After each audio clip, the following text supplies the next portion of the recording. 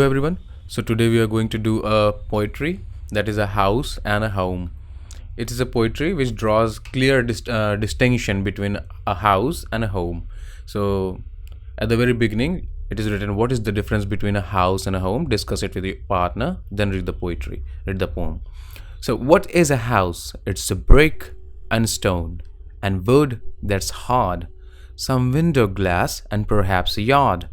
Its eaves and chimneys and tile floors and a stucco and roof and lots of doors. So in this first paragraph, पहले paragraph में इन्होंने बताया है कि क्या होता है हाउस, इसके बारे में डिस्कशन किया हुआ है.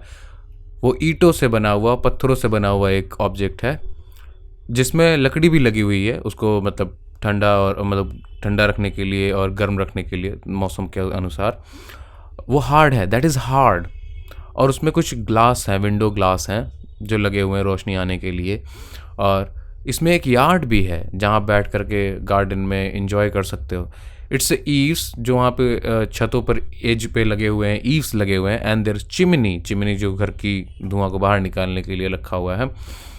एंड टाइल फ्लोर्स, जो फ्लोर्स उस पर टाइल्स लगी हुई हैं.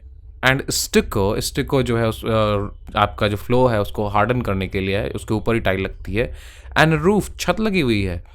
एंड लॉट्स ऑफ डोर्स, एक ऐसा ऑब्जेक्ट. हाउस क्या है? What is a house? It's made of brick and stone. There is wood that's hard. There is window glass, and there is a yard. It's eaves and chimneys, tile floors, stucco and roof, and lots of doors. Okay, now what is a home?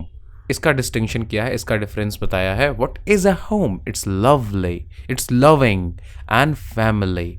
घर में आप अगर क्या कहेंगे उसको, अगर आप एक हट में रहते हो, एक मड़ई में रहते हो, उसमें भी वो एक घर हो सकता है अगर आपकी फैमिली लविंग है, आपकी फैमिली आपके साथ है और हम लोग एक दूसरे के लिए जो है कुछ ना कुछ कर रहे हैं. And doing for others. It's brothers and sisters and fathers and mothers. उसमें भाई है, बहन है, पिता है, माँ है. इट्स अनसेल्फिश एक्ट्स, मतलब बिना किसी ऐसा कि मैं ये करूँगा तो मुझे रिटर्न में ये मिलेगा, बिना किसी सेल्फिशनेस के अगर कोई एक्शन किया जा रहा है कि मम्मी को ठंडा पानी दे दिया एक गिलास, पापा की कुछ काम मदद कर दिया, उसका कोई आपको नहीं चाहिए कि मुझे इसका कुछ रिटर्न मिलना चाहिए. तो दैट इज़ अ होम.